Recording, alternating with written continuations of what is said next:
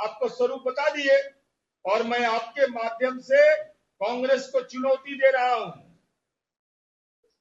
सदाकत आश्रम में हम जाने को तैयार हैं। बहस का समय तय करो। महिलाओं के नाम पर जो आपने फर्जीवाड़ा करके यहां से अलका लांबा चली गई, महिलाओं की योजना के नाम पर जो आपने लोगों के बीच भ्रम फैलाया कि नीतीश कुमार जी महिलाओं के सशक्तिकरण के लिए जाने जाते हैं। अभी बहन अंजुम आरा ने बताया, अरे रोल मॉडल है नीतीश कुमार जी, रोल मॉडल है अनुसूचित जनजाति का कहीं बटालियन, महिला स्वाभिमान बटालियन। चलो चले कांग्रेस के लोग बेतिया की ओर, वाल्मीकि नगर ले चलते हैं। थारू जनजाति की हमारी बेटी आज वहां अनुसूचित जनजाति बटालियन बना हुआ है, स्वाभिमान बटालियन। उन बेटियों के हाथ में वह बेतिया का इलाका जहां तेजस्वी यादव के पापा सत्तन यादव एक थे अपराधी, उनके शासन काल में, लालू जी के शासन काल में बस साहित्य अपहरण कर लिया था और उसके भाई को टिकट दे दिए राजद का। उस चंपारण की धरती पर आज स्वाभिमान बटालियन है। ये दौर बदला है, समय बदला है, इसलिए नकलची मत बनिए और अकल यहां लगाइएगा, यहां जांच में पकड़ लेंगे खट खट खट खट।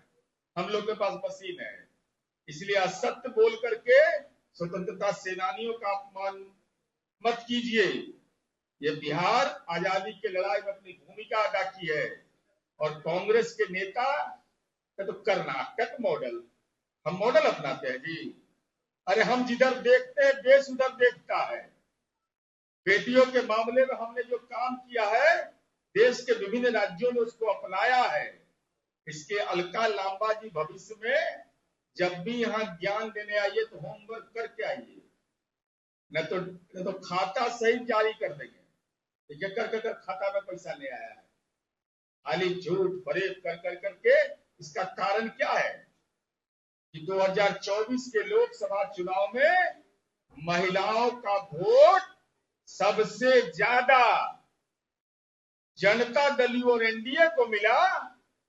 तो इस सबका मन भटकता है, तब मन भटकेगा तो आत्मा भटका लो। अब आत्मा भटकाओगे तो आत्मा को मोक्ष देने का भी उपाय बिहार में है। इस सब का व्यवस्था बिहार में हम लोगों ने अपने शासन काल में किया है। ये हमको अपनी बात करनी थी। धन्यवाद। सर, आपने एक बात एससी और एसटी के पैसा उन्होंने डाइवर्ट किया, वो आरोप अभी एक हफ्ते पहले कांग्रेस के लोग किसी करके लगा रहे थे आपके ऊपर कि आपने वो पैसे तो पता है बंद आरोप तो हम तो उनको आंकड़ा नहीं याद होगा, हम तो बता रहे हैं। आपने सही कहा था कि आपने पुल और सड़कें बनवा रहे हैं, तो एससी और एसटी का पैसा। अरे कब बताइए ना, हम तो पूछ रहे हैं। हम कह रहे हैं कि 60,881 करोड़ 91 लाख 2023 में सरकार बनने से अब तक कर्नाटक में एससी और एसटी सब प्लान में, एससी में 5,546 करोड़ 53 लाख, एसटी में सब प्लान में 2,335.38 करोड़। तो चलनिया दूसरे सूट गए। तो क्या आरोप लगा रहे, तथ्य दीजिए। ऐसे बोल रहे हम तो पूरा आंकड़ा के साथ बता दिए। अब हम गलत बोल रहे हैं कि 6 महीना से नहीं मिला, तो बताइए किसके अकाउंट में गया, बतावे। हम ये बोल रहे हैं कि आप 2,000 रुपए प्रति महीना कहे थे, तो आपने पात्रता का क्यों नियम बदल दिया? आपने कैसे कह दिया कि एपीएल कार्डधारी को भी मिलेगा, एपीएल बनता है अब? पर तो सीधे सीधे फैक्ट पर पकड़े गए, फैक्ट चेकिंग में एकदम सीधा सीधी पकड़ा गए।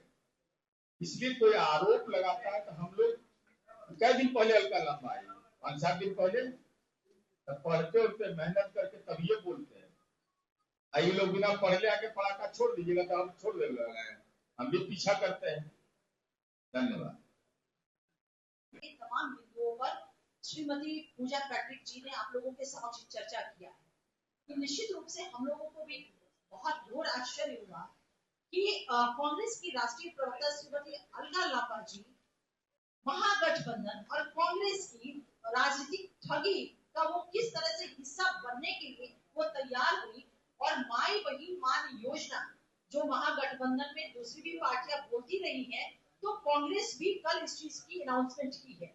तो एक बड़ा गौर करने वाली बात ये भी है कि जब महागठबंधन का ही एक घटक दल इस माई बहन सम्मान योजना की चर्चा कर चुका है, घोषणा झूठा ही घोषणा सही, लेकिन घोषणा कर चुका है, तो फिर कांग्रेस को क्या जरूरत पड़ी फिर उसी बात को बोलने की।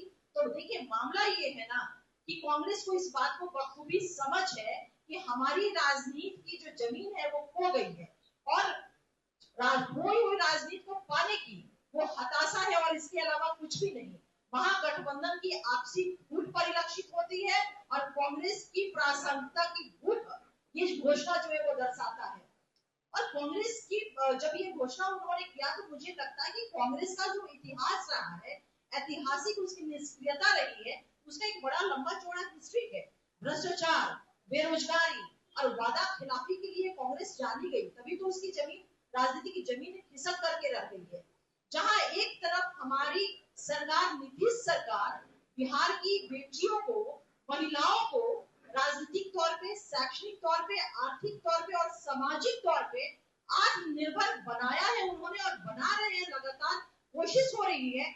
वही महागठबंधन की ये घटक दल आपसी होड़ तो है क्रेडिट लेने का, साथ ही साथ बेटियों को, जो बेटियां अपने दम पर सरकार की नीतियों के साथ चल करके आत्मनिर्भर हुई है, उन्हें कहीं ना कहीं एक परजीवी पैरासाइट या निर्भर बनाने की निश्चित रूप से ये कोशिश कर रहे हैं। अब देखिए ना जो कैसे शुरुआत हमारे माननीय मुख्यमंत्री नीतीश कुमार जी की विमेन एम्पावरमेंट, बिहार की बेटियों को सशक्त करने के उनके विजन को आप देखिए कि सबसे पहले 2006 में बिहार की बेटियों को मजबूत करने के लिए नगर निकाय और पंचायती व्यवस्था में 50% उन्होंने आरक्षण दिया। जो बेटी, जो महिलाएं घर से बाहर नहीं निकलती थी, उनके राय घर में नहीं लिए जाते थे, अब बोर्ड और इलाके के मामले की वो निर्णय करने लगी विकास को लेकर के। जो बेटी कभी दुखिया कही जाती थी, वही बेटी इस आरक्षण नीति के कारण मुखिया बन करके संवैधानिक पदों पर वो इलाके का विकास करने लगी। लेकिन उसके बाद माननीय मुख्यमंत्री नीतीश कुमार जी ने विमेन एम्पावरमेंट के विजन को आगे बढ़ाते हुए अब जो बेटियां थी उनको पढ़ाने का काम किया। साइकिल योजना, पोशाक योजना, छात्रवृत्ति योजना, 94,000 रुपया, जहां तक अगर मैं सही हूँ भैया तो 94,000 रुपया उन लोगों की बेटी के निर्माण में खर्च हमारी सरकार, नीतीश सरकार करती है। इन योजनाओं के माध्यम से आज हमारी बेटियां पंचायती व्यवस्था में पहले मुखिया, सरपंच, पंच, प्रमुख, विभिन्न संवैधानिक पदों पे, उसके बाद हमारी बेटियां स्कूल से निकल के कॉलेज 10,000 रुपया, मैट्रिक पास होने पे, इंटरमीडिएट पास होने पे 25,000 रुपया, फिर ग्रेजुएशन उन्होंने किया उसके बाद उनको 50,000 रुपया। जब बेटियां ग्रेजुएट हो गई तो मुझे नहीं लगता है कि पिता या भाई भी अपनी बेटी के बारे में इतना संवेदनशील होकर के वो सोच पाता होगा या पाया होगा। लेकिन हमारे माननीय मुख्यमंत्री नीतीश कुमार जी बिहार की बेटियों के पिता